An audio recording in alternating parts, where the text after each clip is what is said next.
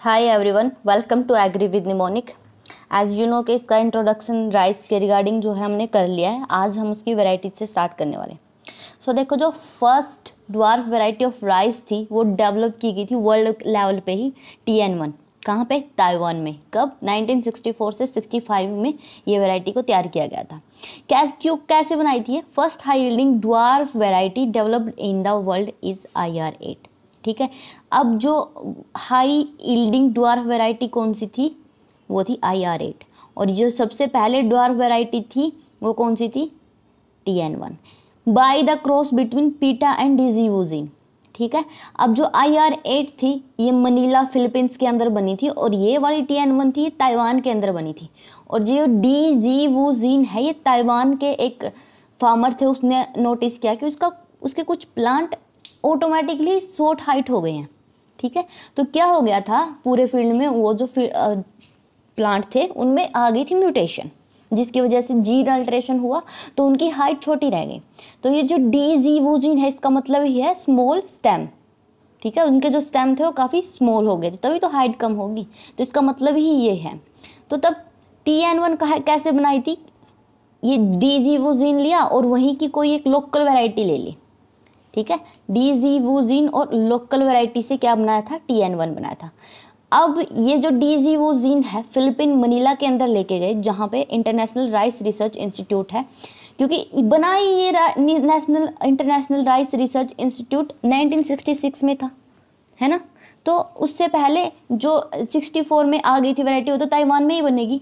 ठीक है। तो पीटा के साथ जब डिजीवुजिन की क्रॉस करवाई गई तो IR8 नाम की वैरायटी डेवलप हुई, जो कि क्या थी? First high yielding dwarf variety developed in the world is IR8 by the cross between पीटा और डिजीवुजिन। और इसको बोला गया था वर्ल्ड लेवल पे मिराकल राइस, कि कुछ जादू ही हो गया, क्योंकि ये एक स्मॉल स्टेम थी इसकी और हाई यील्डिंग वैरायटी थी, तो कुछ जादू ही लगा था उस टाइम तो लोगों को। तो इस वजह से इसको वर्ल्ड लेवल पे मिराकल राइस बोला गया था। Literally meaning of Dee Geo Woo Gen is brown tipped short legged. वही है ना, लेग बोल लो, स्टेम बोल लो, कलम बोल लो, वो क्या है? छोटे हैं। First introduced variety of rice in India was Taichung Native 1। तो TN1 सबसे पहले बनी है, तो TN1 ही इंट्रोड्यूस होगी ना। फिर उसके बाद IR8 आई थी। देखो 64 में ही इंट्रोड्यूस कर दी गई थी। और IR8 कहाँ बनी थी? डिजीवुजिन पीटा और डिजीवुजिन से मिलके 1996 में। तो ये भी 1996 में क्या कर दी थी? इंट्रोड्यूस कर दी थी इंडिया में। First Indian high yielding earliest semi dwarf variety. देखो फर्स्ट इंडियन लगा है अब यहाँ पे, और हाई यील्डिंग अर्लीस्ट जो सबसे पहले की high yielding semi dwarf, totally dwarf नहीं है ये, semi dwarf variety is Jaya. ये कब बनी थी? 1968 में बनी थी। और डॉक्टर शास्त्री थे, क्योंकि 1965 के अंदर क्या आया था? All India coordinated research project on wheat and rice. ठीक है। तो उसी में ये काम करते गए 1968 में इन्होंने क्या रिलीज़ कर दी? जया नाम की वैरायटी। और ये क्रॉस कौन सा था जो सबसे पहले इंट्रोड्यूस हुई थी? TN1। और जो हमारे यहाँ लोकल वैरायटी जो ग्रो करवा रहे थे फार्मर, टाइप 141, इन दोनों के बीच जब क्रॉस कराया गया था तब बनी थी जया। अब ये भी कुछ मिराकल ही हुआ था इंडिया लेवल पे। इसने क्या किया था? सरप्लस कर दिया था। कहाँ पे? जो इंटरनेशनल लेवल पे IR8 यूज़ की जा रही थी, इसको भी सरप्लस कर दिया था। इसकी ईल्ड अच्छी थी, ये उससे छोटी थी, तो ये मिराकल राइस इन इंडिया बोल दिया था इसको, फिर miracle rice in India. And as you know कि सबसे पहले जो TN1 आगे ली जाती है फीमेल होती है, और टाइप 141 क्या? मेल। अगर यही चीज़ मैं अपोजिट में कर दूँ, ये जो टाइप 141 है ये वाली फीमेल लो, सबसे आगे क्या लिखूँ? टाइप 141, और क्रॉस कराउंड TN1 के साथ, ये क्या अब? मेल है। ये क्या है? अब मेल है। और ये क्या है? फीमेल। तो अब कौन सी वैरायटी होगी? फाल्गुना, जो टोटली अपोजिट है किसके? जया के पेरेंट्स से। TN1 क्या है यहाँ पे? फीमेल। TN1 क्या है यहाँ पे? जया में फीमेल। और यहाँ पे क्या है? Female, type 141। ठीक है। तो अब इससे जो क्रॉस बनेगा उसको बोलते हैं फाल्गुना। और जो इससे बना है TN1 और टाइप 141, इसको क्या बोलते हैं? जया, जो कि मिराकल राइस था। फिर उसके बाद कुछ कटक उड़ीसा में है, जो कि उसने भी कुछ वैरायटी रिलीज़ की, मलिंगा और Mahsuri, mutant dwarf variety of rice. ठीक है। अब म्यूटेशन हो चुकी थी, तो जगन्नाथ और सत्री नाम की 2 वैरायटी आ गई थी म्यूटेशन से। Variety suitable for direct seeding, को देखो जो राइस है ये 2 वे से प्रिपेयर किया जाता है, ठीक है। इसकी कल्टीवेशन टेक्निक ही 2 हैं, या तो लो लैंड कल्टीवेशन कर लो या अप लैंड कल्टीवेशन। अब लो लैंड क्या होता है, जहाँ पे पानी ज़्यादा होता है वहाँ पे लो लैंड करेंगे। अप लैंड की कंडीशन कहाँ होंगे, जहाँ पानी ही नहीं है, डायरेक्ट सीड सोइंग करेंगे। वहाँ ज़रूरत नहीं है कि नर्सरी प्रिपेयर करो और फिर उसको ट्रांसप्लांट करो, क्योंकि पानी चाहिए उसमें, तो उसमें डायरेक्ट सीडिंग हो जाएगी। तो डायरेक्ट सीडिंग करनी है तब उसके लिए कुछ वेराइटी हैं जिनका नाम है भाला, कावेरी, नगीना या नागिन। मतलब एक स्टोरी के थ्रू देख लो इसको, कि जो भाला है, आपके पास एक भाला है, कावेरी क्या है, एक रिवर है, आपने भाला कावेरी में फेंका, वो डायरेक्ट नगीने पे जाके लगा, तो आपको तो फायदा हो गया ना, ठीक है। तो भाला कावेरी में फेंका और वो डायरेक्ट नगीने पे लगा, ठीक है। तो ऐसे इसको याद कर सकते हो, जो कि डायरेक्ट सीडिंग कुछ वेराइटी है। Then another one is BLB, bacterial leaf blight, जो काफ़ी डेंजरस डिजीज़ होती है राइस के अंदर। किससे फैलती है, बैक्टीरिया से। कोजल एजेंट क्या है इसका, जैंथोमोनास ओराइजे, ठीक है, इससे ये फैलती है।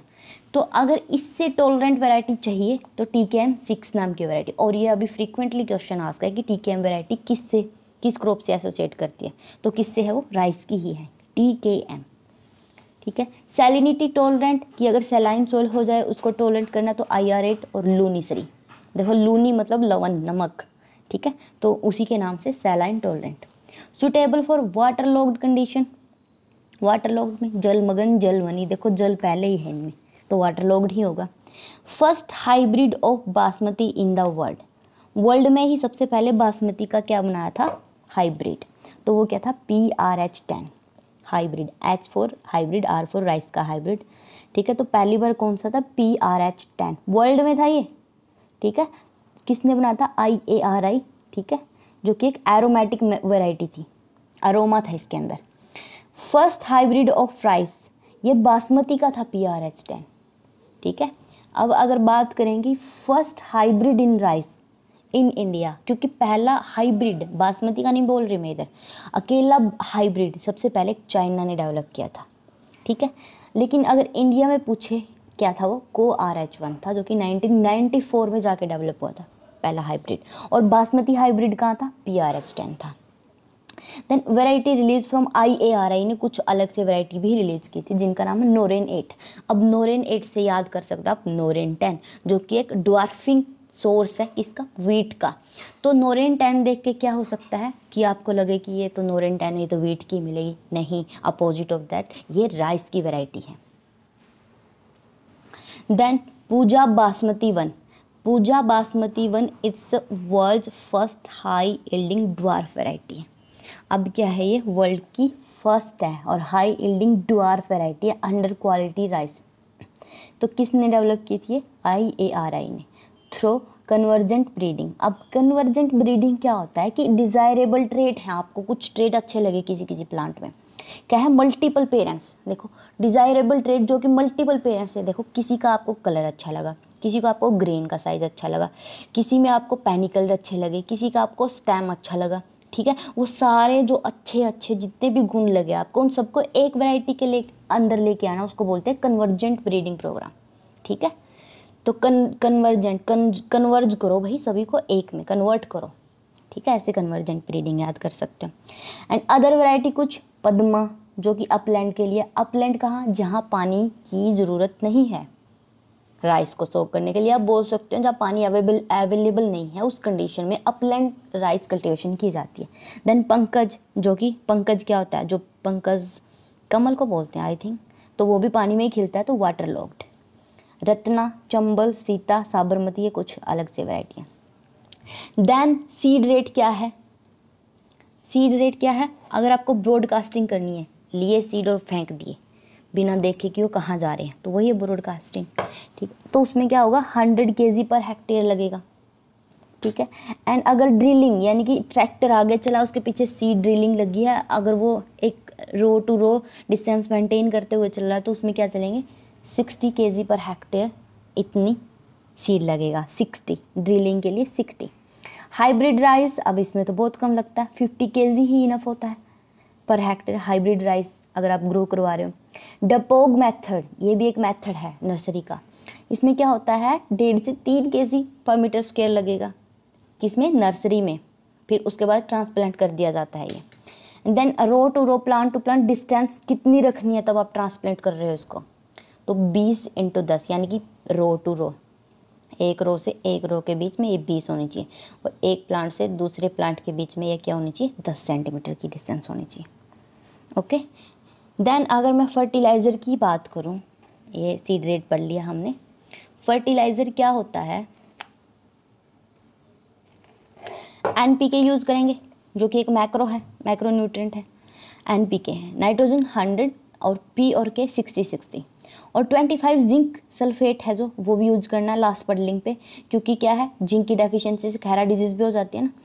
द वाटर लॉग पडल सोइल डेवलप्स 2 जोन। अब हमें तो पता है कि राइस को जब लो लैंड में ग्रो करवाएंगे तो उसमें वाटर लॉग्ड कंडीशन होगी, और जहाँ वाटर लॉग्ड कंडीशन हो जाती है वो रिड्यूस जोन बन जाता है। ठीक है, तो अपर जो जोन है वो तो क्या हो जाएगा, ऑक्सीजन होगी उसमें। जैसे यहाँ पे राइस लगानी है अपने, ये वाटर लॉग्ड है। जो अपर वाला होगा, इधर तो ऊपर से ऑक्सीजन का सीधा ही कॉन्टैक्ट है, इस पे तो ऑक्सीजन मिल जाएगी, लेकिन जो इसके नीचे वाला जोन है ये क्या हो जाएगा, रिड्यूस, और ऊपर वाला क्या हो जाएगा, ऑक्सीडाइज्ड। ठीक है, oxidized zone are immediately below the oxidized layer lies a reduce layer which contains no oxygen is called reduce zone. ठीक है, तो इसको रिड्यूस जोन बोल दिया क्योंकि इसके अंदर ऑक्सीजन नहीं है। Use of nitrate fertilizer, nitrate क्या है, NO3 नेगेटिव होता है जो कंपाउंड, उसको बोलते हैं नाइट्रेट। और राइस को छोड़ के सभी प्लांट NO3 की फॉर्म में ही नाइट्रोजन को लेते हैं। ऐसा नहीं कि अकेला नाइट्रोजन यहाँ पे लिखा है तो N की फॉर्म में ही अपटेक कर लिया, ये एक आयन की फॉर्म में अपटेक करते हैं जो कि है NO3 नेगेटिव, उसको ही नाइट्रेट बोलते हैं। In paddy field should be avoided due to more susceptible to loss of nitrogen through leaching and denitrification. क्या होता है कि इसके अंदर बैक्टीरिया तो मिलेंगे जो कि एनारोबिक कंडीशन में डेवलप होते हैं कि वो ऑक्सीजन की डेफिशिएंसी हो, और कुछ ऐसे होंगे जिनको ऑक्सीजन की नीड है। तो अगर नाइट्रेट फर्टिलाइज़र यहाँ पे अप्लाई करेंगे तो यहाँ पे तो रिड्यूस जोन है, ऑक्सीजन की डेफिशिएंसी है, और ये वाला तो ऑक्सीजन अपने साथ लेके आ रहा है, तो यहाँ पे जो बैक्टीरिया होंगे वो ये वाली ऑक्सीजन इससे ले लेंगे। कैसे, किस फॉर्म में लेंगे, NO3 दिया, ठीक है, हमने फील्ड में अप्लाई कर दिया, इसको कन्वर्ट करेंगे NO2 में, फिर NO2 से ये NO में कन्वर्ट होगा, फिर NO के बाद ये सीधे डायरेक्ट N2O में कन्वर्ट होगा, और उसके बाद ऑक्सीजन यहाँ से अपटेक कर लेगा बैक्टीरिया, और फिर ये NO2 बन के उड़ जाएगा प्लांट से, फील्ड से। क्या इस प्रोसेस में कहीं भी नाइट्रोजन का अपटेक प्लांट ने किया, नहीं। तो जो नाइट्रेट फर्टिलाइज़र है बाकी क्रॉप में सूटेबल है ये, ठीक है, इस फॉर्म में ये अपटेक करेगा प्लांट, लेकिन ये किस में नहीं है, राइस फील्ड में, क्योंकि वहाँ पे रिड्यूस जोन हो जाता है, रिड्यूस जोन में ऑक्सीजन की डेफिशिएंसी हो जाती है, फिर बैक्टीरिया ये नाइट्रेट वाला ऑक्सीजन अपटेक करने की कोशिश करता है, ठीक है, कर भी लेता है। और लीचिंग क्या होता है, तो वाटर लॉग्ड कंडीशन है ही, तो पानी का पर्कुलेशन तो होगा, नीचे की तरफ तो जाएगा ग्रेविटी की वजह से, और इसके साथ जो न्यूट्रिएंट भी जले जाएंगे उनको बोलते हैं लीचिंग, वाटर प्लस न्यूट्रिएंट जब अपर लेयर से लोअर लेयर में जाते हैं तो उसको बोलते हैं leaching. Hence in low land and deep placement of ammoniacal form, ammoniacal क्या होता है, NH4 पॉजिटिव। तो अकेला राइस है जो नाइट्रेट को नाइट्रोजन को, नाइट्रेट नहीं, नाइट्रोजन को NH4 की फॉर्म में लेता है, क्योंकि अब यहाँ पे कोई ऑक्सीजन नहीं है जिसे डीनाइट्रिफिकेशन हो उसके बैक्टीरिया के थ्रू, तो डायरेक्ट प्लांट अपटेक कर लेगा NH4 पॉजिटिव का अमोनिकल। और इसका जो एक मेन फर्टिलाइज़र है जो कि यूज किया जाता है वो है अमोनियम सल्फेट, ठीक है, यहाँ कहीं लिखा है। Nitrogenous fertilizer in the reduced zone has been provided to efficient method of method. The use if we have to use nitrate fertilizer in lowland, then we should be incorporated in oxidized zone only. ठीक है, अगर nitrate fertiliser use भी कर रहे हो तो ये जो ऑक्सीडाइज जोन था ना यहाँ पे, इसमें अप्लाई करो, क्योंकि यहाँ से कोई ऐसा खतरा नहीं होगा कि कोई एरोबिक बैक्टीरिया ऑक्सीजन ले जाएगा, क्योंकि यहाँ ऑलरेडी ऑक्सीजन अवेलेबल है। और जो अमोनिकल फर्टिलाइज़र है वो है अमोनियम सल्फेट, जिसके अंदर जो नाइट्रोजन है वो होती है 20% और जो सल्फ़र है वो होते हैं 24%, क्योंकि क्या बोला मैंने, नाइट्रोजन सल्फेट, तो नाइट्रोजन भी होगी और सल्फ़र भी होगी, और उनकी अमाउंट इतनी होती है। Okay, then we have to use, ठीक है पढ़ लिया हमने। Nitrogen use efficiency in rice is 30 to 40%। अब यूज एफिशिएंसी क्या होती है कि हमने आउटपुट क्या गेट किया है और इनपुट क्या दिया था, ठीक है। आउटपुट बाय में इनपुट, तो इसको बोलते हैं 30 से 40% जो नाइट्रोजन यूज़ की गई है प्लांट ने, वो होती है 30 से 40%। यहाँ पे आप नाइट्रोजन दोगे और यहाँ पे आउटपुट जो इल्ड मिलेगी वो टोटली 30 से 40% होगी। तो इतनी ही एफिशिएंसी है काफ़ी, जो कि कम है। सो आज के लिए इतना ही। नेक्स्ट लेक्चर से हम पढ़ेंगे कि बायोलॉजिकल नाइट्रोजन फिक्सेशन कैसे होती है और कुछ new topic. By the way जो बुक है वो नेमरा सुंडा बुक है, एंड इसके अलावा मैं पढ़ रही हूँ अरुण कात्यान, तो दोनों से मिक्स करके। आई होप कि आप लोगों को समझ आया। Thank you so much.